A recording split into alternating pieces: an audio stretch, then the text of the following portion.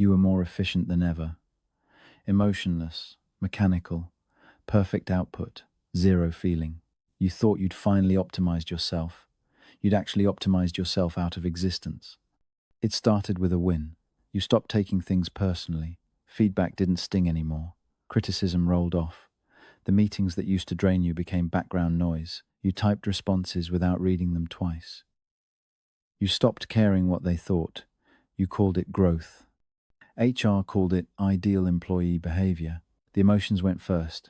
Anger dissolved, joy flatlined, even anxiety, your oldest companion, stopped showing up. You told yourself this was what professionals looked like: calm, controlled, unshakable. Your therapist asked if you felt depressed. You said no. Depression was feeling too much sadness. You didn't feel sad. You didn't feel anything. That seemed efficient. The body tried to warn you. Meals became forgettable. You ate at your desk without tasting. Food was fuel. Taste was irrelevant data. Sleep became a scheduled shutdown. You woke up the same as you went to bed, neutral, functional, empty. Your Fitbit recorded it all. Resting heart rate, barely resting, steps, mostly to the bathroom, sleep quality. It stopped trying to give you a score after week 11. The app just showed a flat line where the graph used to be. You were faster than ever. Emails answered in minutes, projects completed ahead of schedule. Your output metrics made you the model for the entire department. They studied your workflow. They wanted to bottle it. They wanted everyone to work like you. No one asked what you'd killed to get there. The breaking point wasn't dramatic. It was a Tuesday. You finished a presentation that would have taken the old you 3 days. You did it in 4 hours. Perfect slides, flawless data, compelling narrative. You felt nothing. Not relief, not pride, not even exhaustion. Just the immediate thought: what's next? You opened your task list. 47 items. You felt nothing about any of them. Not dread, not motivation, nothing. You were a system processing inputs. The inputs had stopped mattering. Your manager called it your most productive quarter. She used the word machine 3 times. It was a compliment. You logged it as performance feedback. You didn't log how it felt. There was nothing to log. You tried to remember the last time you'd laughed. Not polite meeting laughter, real laughter. The kind that interrupts you. The data wasn't there. The memory had been overwritten by something more useful, probably a keyboard shortcut. Your friends stopped inviting you out, not because you said no, because you said yes but attended like a hologram, present, responsive, completely absent. They stopped asking if you were okay. The answer was always fine.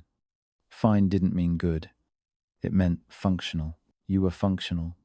The efficiency became a cage. You optimized your morning routine down to 17 minutes. Shower, dress, coffee, laptop open. No music. Music had opinions. You didn't need opinions. You needed output.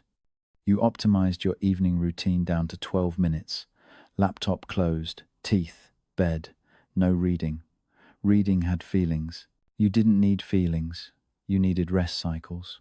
You optimized the hours between down to 0 wasted seconds, every minute allocated, every task completed, every emotion deleted as a distraction. The psychiatrist said the word you'd been avoiding. Burnout. You corrected her. Burnout was exhaustion. You weren't tired. You were performing better than ever. She wrote something down. You didn't ask what. She used another word. Depersonalization. You looked it up later.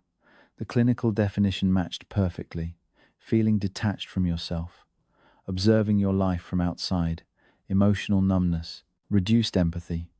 Mechanical behavior. The symptoms were identical to your performance review highlights. You'd turned burnout into a feature. The exhaustion had burned through the emotions and left pure function. You were the ship of Theseus, every human part replaced with something more efficient. The ship still sailed, the person was gone. You tried to remember who you were before, the version that cried at movies, got excited about weekends, cared about the difference between good coffee and bad. That person felt inefficient, messy, distractible.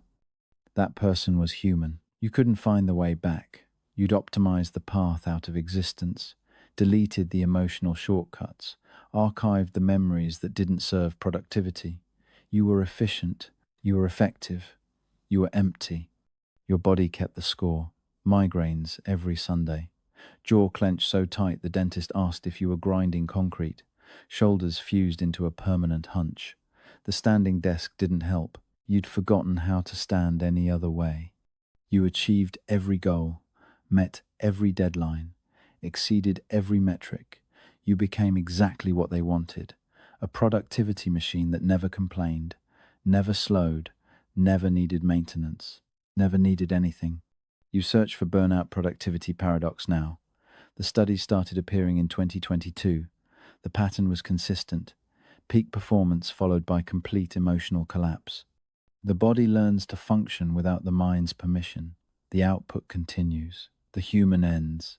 You're still producing, still efficient, still meeting every target. You just can't remember why any of it mattered.